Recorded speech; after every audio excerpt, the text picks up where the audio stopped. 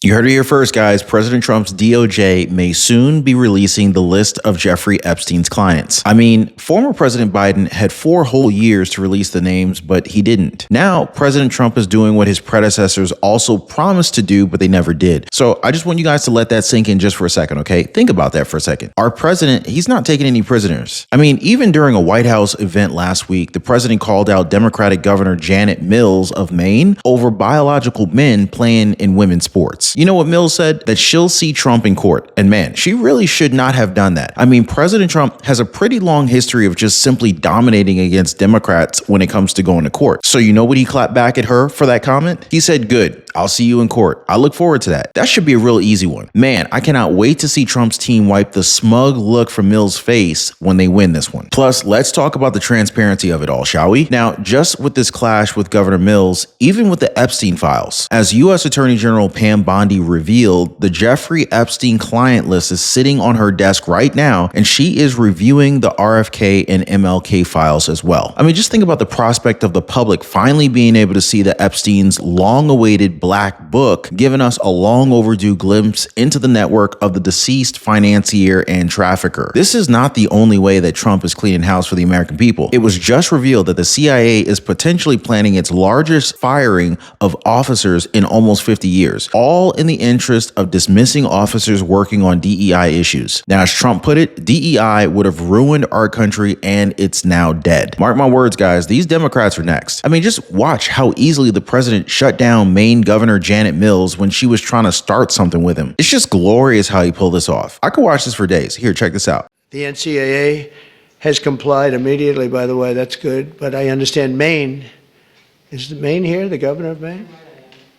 Well, are you not going to comply with it? I'm complying with state and federal laws. We are the federal law. Well, you better do it. You better do it because you're not going to get any federal funding at all if you don't. And by the way, your population, even though it's somewhat liberal, although I did very well there, your population doesn't want men playing in women's sports. So you better comply because otherwise you're not getting any federal funding. See you in court. Every state, good. I'll see you in court. I look forward to that. That should be a real easy one. And enjoy your life after governor because I don't think you'll be in elected politics. Every state has a responsibility to comply with Title IX. They have an obligation, a legal obligation, and we'll be enforcing aggressively, and we're going to be protecting our citizens. We're going to protect. Now, I gotta say, guys, I'm loving these open, transparent meetings. Are you? By the way, if you guys are appreciating the daily updates and the content, please take a second, hit the like button for the video and subscribe to the channel. I really appreciate the support, you guys. Trump is calling these people out in public for everyone to see. Let the people see what's really happening in Washington, D.C. You know what I mean?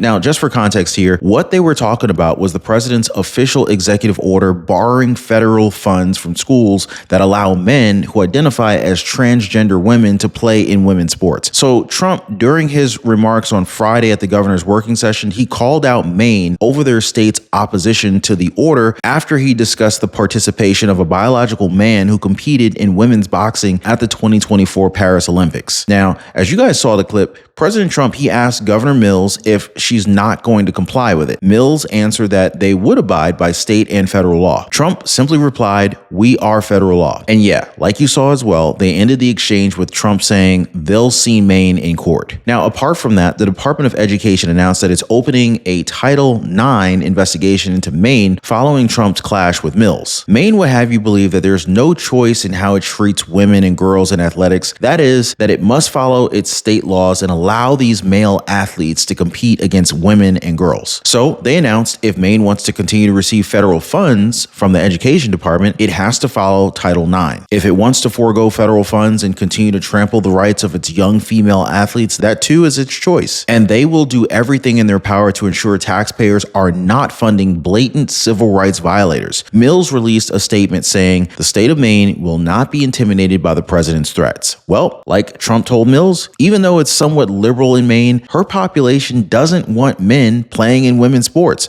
So she better comply, because otherwise she's not getting any federal funding. He also told Mills after the exchange to enjoy her life as governor because he doesn't think that she's going to be elected in politics. Hey, by the way, guys, if you're one of the real ones who really enjoy what we do here on the channel, you've got to check out the Inner Circle. This is where our true supporters get exclusive access to content that I just can't share here, completely commercial free.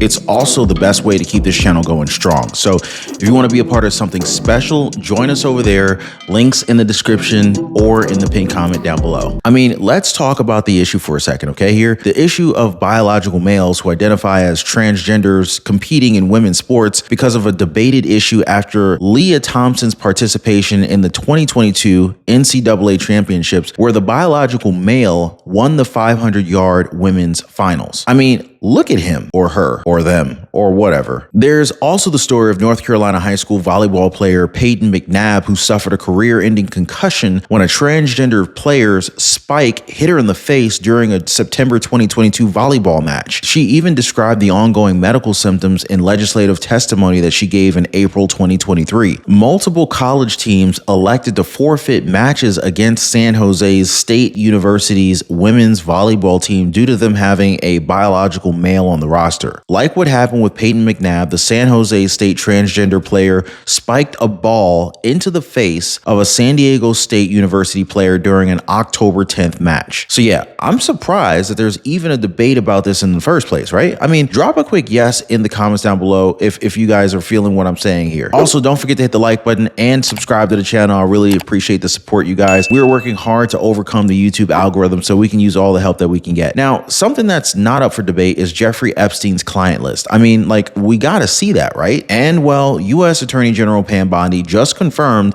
that it's already on her desk right along with JFK and MLK files. Here, watch this. Yeah, I saw your appearance at CPAC with Ben and with Ted Cruz. And one of the things that you alluded to, and this is something Donald Trump has talked about, the DOJ may be releasing the list of Jeffrey Epstein's clients. Will that really happen?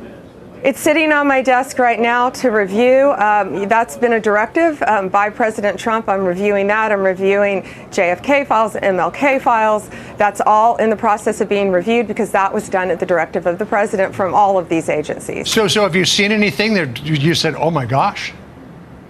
Not yet.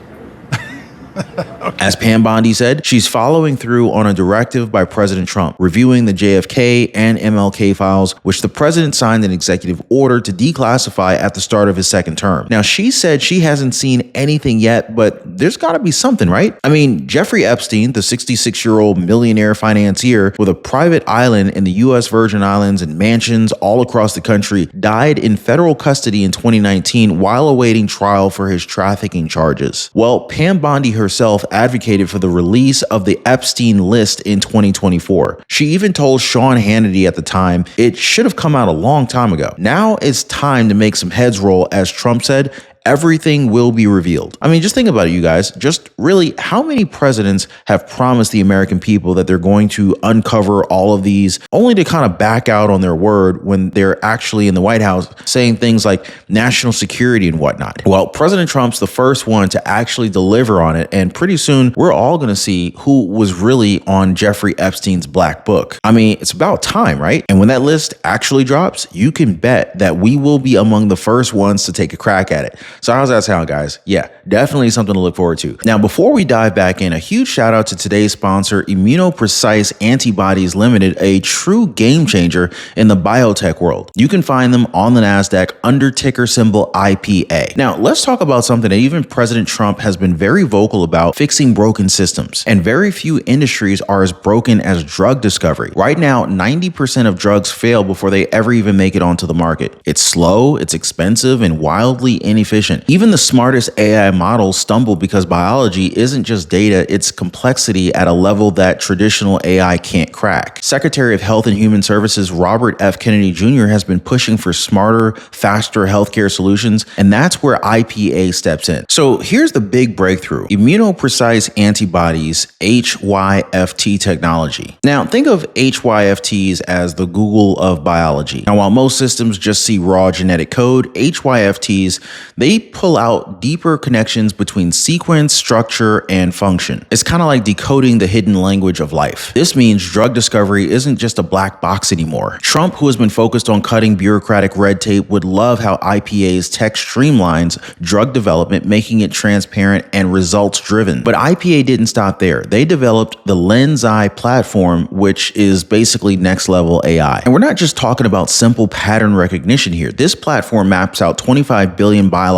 relationships using cutting edge tools like retrieval augmented generation and knowledge graphs. It's the kind of innovation that Robert F. Kennedy Jr. has been advocating for in health policy, solutions that can predict drug toxicity, speed up development, and lower healthcare costs. So here's the kicker. The market for AI-driven drug discovery is expected to surpass $100 billion over the next decade. While many biotech companies get stuck hyping up AI with little to show for it, IPA is actually delivering results. Remember how Trump always emphasized action over empty talk? Well, IPA has been busy securing patents, real-world partnerships with big pharma, and even making headlines for engineering antibodies against tough-to-treat tumors. All right, now before we wrap things up, guys, let's just dive just a little bit deeper into what's happening right now in the world of biotech, because it's nothing short of groundbreaking. And yes, Immunoprecise Antibodies Limited, ticker symbol IPA on the NASDAQ, is right at the center of all of it. Even President Trump and Secretary of Health and Human Services Robert F. Kennedy Jr. have been very vocal about the need for American-led innovation in healthcare, and this is exactly the kind of progress that they're talking about. So let's talk about something that affects millions: metabolic disorders like diabetes. It's a massive global issue with treatments that often fall short. And here's where it gets really exciting. IPA is using their revolutionary LensEye platform to design the next generation of GLP-1 therapies that could redefine diabetes treatment as we know it. Imagine moving beyond daily injections and instead having options like long-lasting medications or even non-invasive delivery methods. Think transdermal patches instead of needles. Trump has been pushing for faster, more effective solutions in healthcare, and Robert F. Kennedy Jr. has been championing patient-first approaches. So this is exactly the kind of innovation that they've been advocating for. Rather than relying on outdated trial and error methods,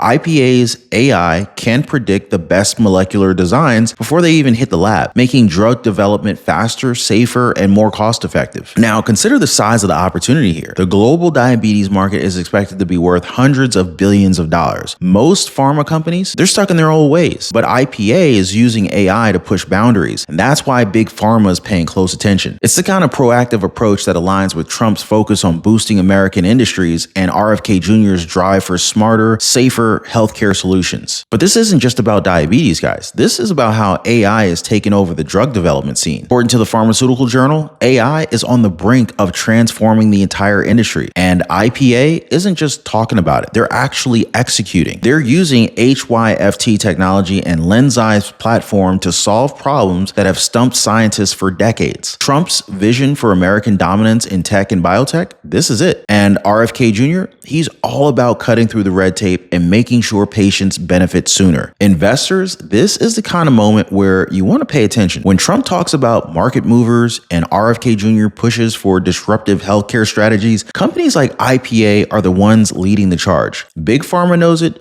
Smart investors should too. Now, I'm not an investment advisor, and this is not investment advice. Always do your own due diligence and consult with a professional investment advisor before making any financial decisions. But another thing to look forward to, Trump getting rid of DEI in our country. I mean, he's pretty much done so already in just his first month in office. He even declared that DEI is dead. Here, take a look. DEI would have ruined our country, and now it's dead.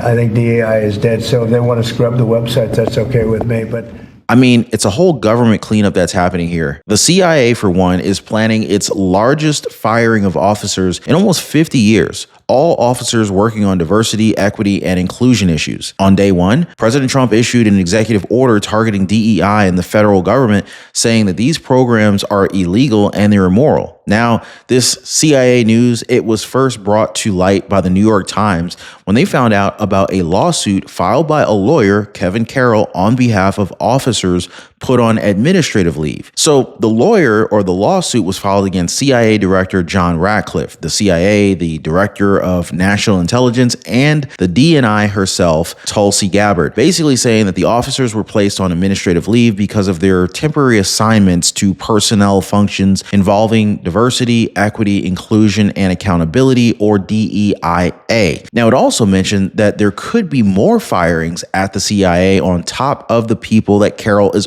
already representing. So that's 21 intelligence officers, guys. It says here, overall, there are about 51 officers involved in DEI work who are having their roles reviewed. So, like Maine Governor Janet Mills, these CIA officers are trying to fight Trump in court, saying that Trump's executive orders does not mandate firing officers temporarily assigned to DEIA programs. Now, to be fair, guys, the order does not direct each agency to terminate to the maximum extent allowed by law all DEIA, and environmental justice offices and positions. I'd say that that pretty much includes temporary DEIA positions, but what do you guys think? Right now, what is for certain is that a judge based in the Eastern District of Virginia will hold a hearing over a potential temporary restraining order against the CIA. But the federal government also filed a brief in court arguing Congress vested the authority necessary in Gabbard and Ratcliffe to dismiss officers when they consider it necessary or advisable in the interest of the U.S. And like Trump said, DEI wants to destroy our country from within. Gabbard, too, in her first week as Director of National Intelligence, Tulsi Gabbard directed staff to slash all DEI programs and stop conferences that are not integral to the ODNI's mission. Now, apart from the CIA, the FBI, and the NSA have also taken steps to scrap DEI from their agencies. The FBI, for one, has removed diversity from its list of organizational core values. The Bureau also confirmed in January that it shut down its Office of Diversity and Inclusion in December 2024. The NSA confirmed in February that it was reviewing its website for DEI content. In short, these agencies are falling in line, and it's time governors like Democratic governors like Maine's Janet Mills do the same. So what do you guys think? Is Trump going to own the Maine governor in court? Let me know if you guys think Trump's going to win that one. Drop a quick yes or no in the comments down below. Oh, and let me know what you guys think about the Epstein list possibly coming out, guys. That's another one to watch out for. And while you guys are waiting on that, don't forget to check out our recommended videos about to pop up here. As always, thank you for hitting the like button and subscribing. Thank you for sharing this video, and we'll see you guys next time.